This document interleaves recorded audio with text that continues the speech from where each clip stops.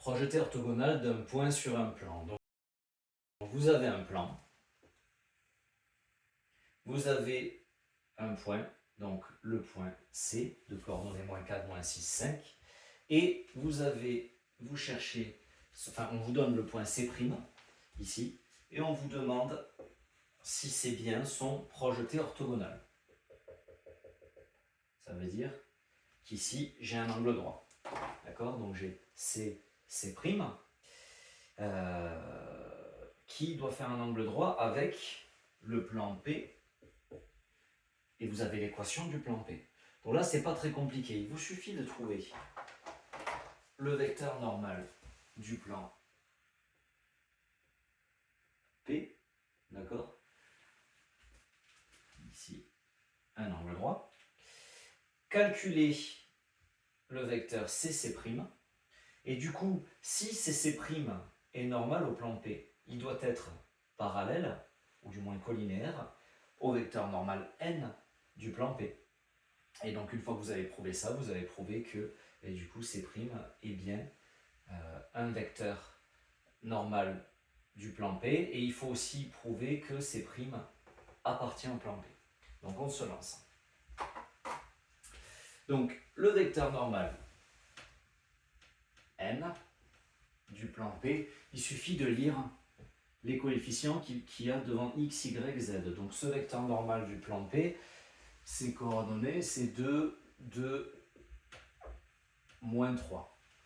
Maintenant, il me faut prouver que C' appartient bien au plan P. Donc il me suffit de prendre ces coordonnées, de les mettre dans le plan et de retomber sur 0.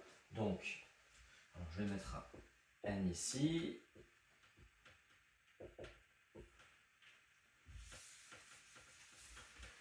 Du coup, ça me donne 2 fois 0 plus 2 fois moins 2 moins 3 fois moins 1 plus 1. Et donc ça, je dois le calculer. Et ça, j'utilise évidemment l'équation du plan dans laquelle je mets les coordonnées de C'.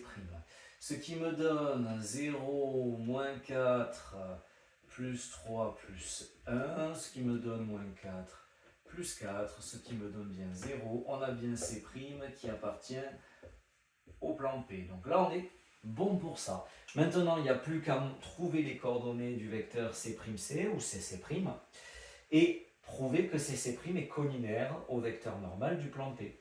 Et donc, on aura prouvé que, du coup, C' est bien le projeteur orthogonal de C. Donc, je calcule le vecteur C'. Hop, donc ça me fait coordonnées de C', moins coordonnées de C, ce qui nous donne 4, moins 2,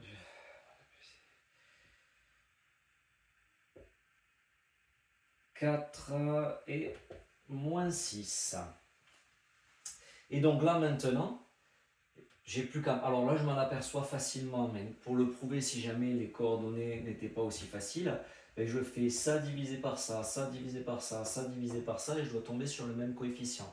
Mais là je vois bien que si je multiplie n par 2, ici 2 fois 2, 4, 2 fois 2, 4, 2 fois moins 3, moins 6. On a bien C' qui est égal à 2 fois le vecteur n. Donc, on a bien quelque chose du genre U égale KV. Et quand on a ça, ça veut dire que les vecteurs sont collinaires. Ce qui veut dire que, donc, CC' collinaire vecteur n. Donc, on a bien C' projeté orthogonal. Alors, je récapitule. On a notre équation du plan. On nous demande si notre point C' est bien le projeté orthogonal de C. Donc je prends les coordonnées de C', je les mets dans l'équation du plan, ici, et je trouve que ça fait bien 0. Ok, donc ça, quand on met les coordonnées dedans, ça fait bien 0, ce qui veut dire que C' appartient bien à ce plan. Là, on est pas mal. Du coup, maintenant, on va calculer les coordonnées du vecteur, c'est C'. Ici, on trouve ces coordonnées-là. On cherche un vecteur normal du plan P, donc il suffit de prendre les coefficients de l'équation du plan. Le vecteur normal est celui-là.